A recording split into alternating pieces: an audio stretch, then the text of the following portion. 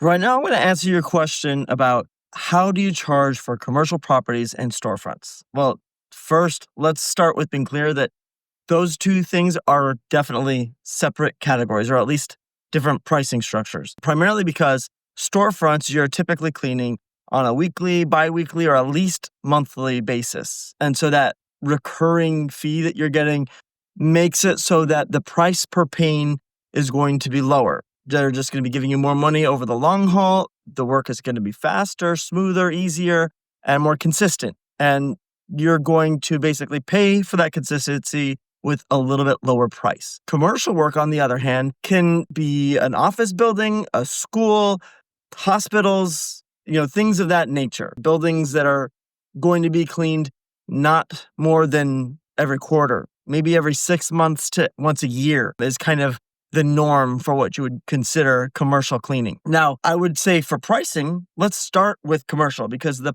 commercial stuff, because it's, more inconsistent, it's usually a bigger job that you're going to hit once a year or twice a year. That's kind of the most frequent in most situations. There's exceptions, but it's a little harder to sell a quarterly or monthly cleaning for those situations. It's possible, depending on your skill set with sales and the market that you're in and the type of building that it is, what they actually need. Oftentimes, they don't need a whole lot. They just want it to be clean enough. Whereas the storefronts, they have foot traffic coming through every day, and they want to make sure that it's looking shiny and show that they take care of their place and that it's a clean and inviting space to get into. So with that said, I start with the base rate. And this would apply to storefronts that maybe have never been cleaned before or that are extremely dirty, that maybe they're only going to have you clean it one time. Maybe they want to have you clean more, but they haven't committed to anything. So I'll have a first time clean and they do the maintenance clean after that, the lower price after. So I'll charge my commercial rate initially for a storefront if it's the first time that I'm cleaning it. So keep with a grain of salt and keep in mind that I am primarily focused on residential cleaning right now. I have done commercial in the past. I've done hospitals and office buildings, but I don't focus on that. So my prices might not be jiving with your market. I charge typically around $10 per window per side. And, that's assuming they're medium to large size panes. If they get a little bit lower, I might count them as half a window compared to the rest. That $10 mark has been pretty consistent for me. I don't win a lot of the bids currently because I have competition in the area that don't bid by pane necessarily. They might count the panes, but they really care more about dollars per hour for lower paid staff. But that's how I do it. I count the panes. Just like anything else, you figure out your base rate. If they're just average panes as far as dirtiness, like they're not extremely filthy, it's not window restoration, it's just true window cleaning. You can use a water-fed pole or traditional mop and squeegee. You don't have to use a lot of steel wool, maybe a little bit, but not a lot. Simple, basic window cleaning. So for that price, $10 per pane per side. And that would include, the larger, almost like a sliding glass door panel, that size, something that's, 4x6, 4 feet by 6 feet, or even a little bit larger. If it's smaller, when I say smaller, I mean like a 2 foot wide by 2 foot tall pane. In that situation, I would count that as like a half a window, and that would be $5 per pane per side. Again, I'm on the high side. I get outbid frequently as far as price goes. I still win some of those because people trust my reputation and they trust that I'll do a good job. So I never fight to the bottom on price. Now, if they want to get it clean one time, that's the price, $10 per pane per side. If they want to clean it again, I'll give them a discount if they do it within 6 months. Otherwise, it'll go back to the normal price. There's no discount because it's going to pick up a lot of dirt and debris. Now, as we get more frequent, the price goes down. So if I'm going there quarterly, usually I give a 20% discount because it's within that 6 month frame.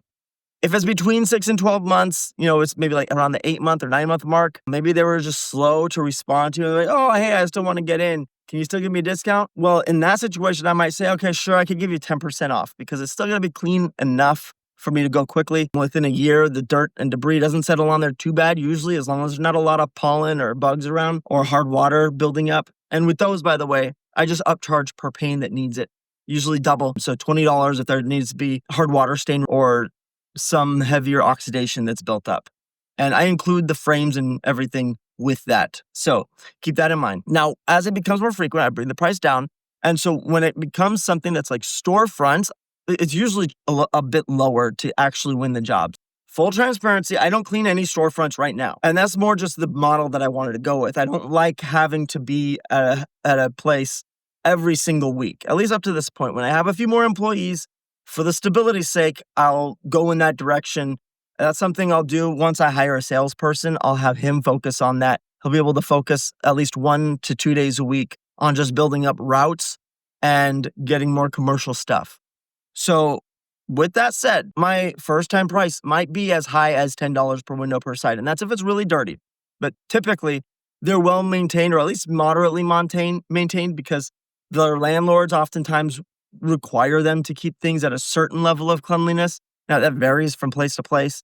I'm in kind of a posh area most of the time where it's higher end shopping and retail.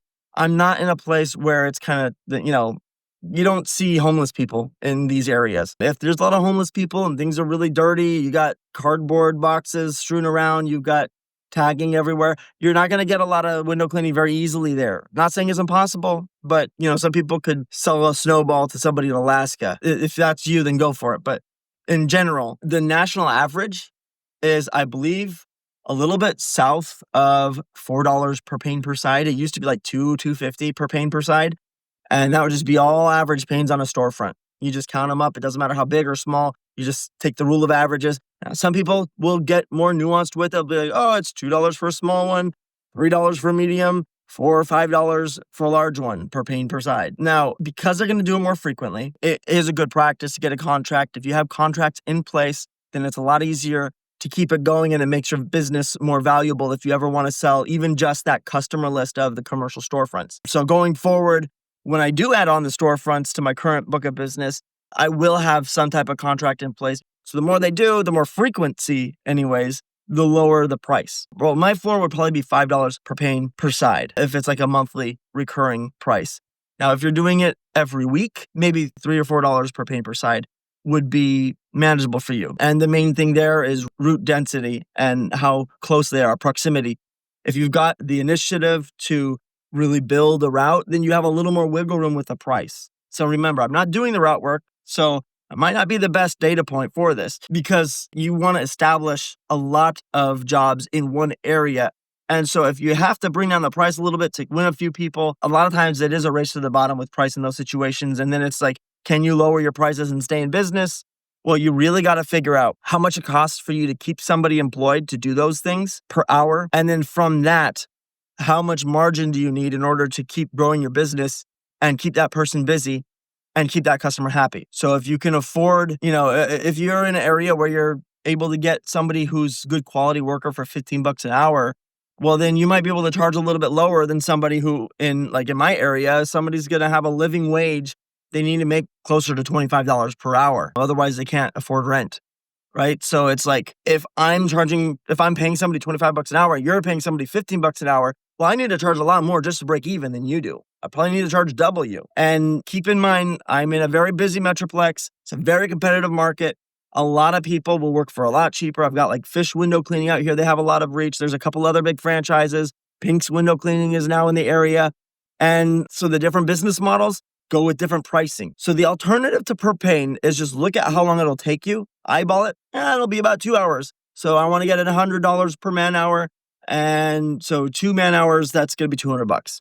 You can think that way. We'll just have a minimum storefronts. Obviously, you want to have at least a $20 minimum or something so that you show up and get that minimum. And, $20 is not a big deal. Now, if they're going to be doing $20 4 times a month or every week, you might be able to wiggle with that too, because you're just going to be able to invoice them at the end of the month or every couple of weeks and get a bigger lump sum. And you're looking at the lifetime value of that customer. Over the next 2 years, they're going to be giving you $100 to $200 every month.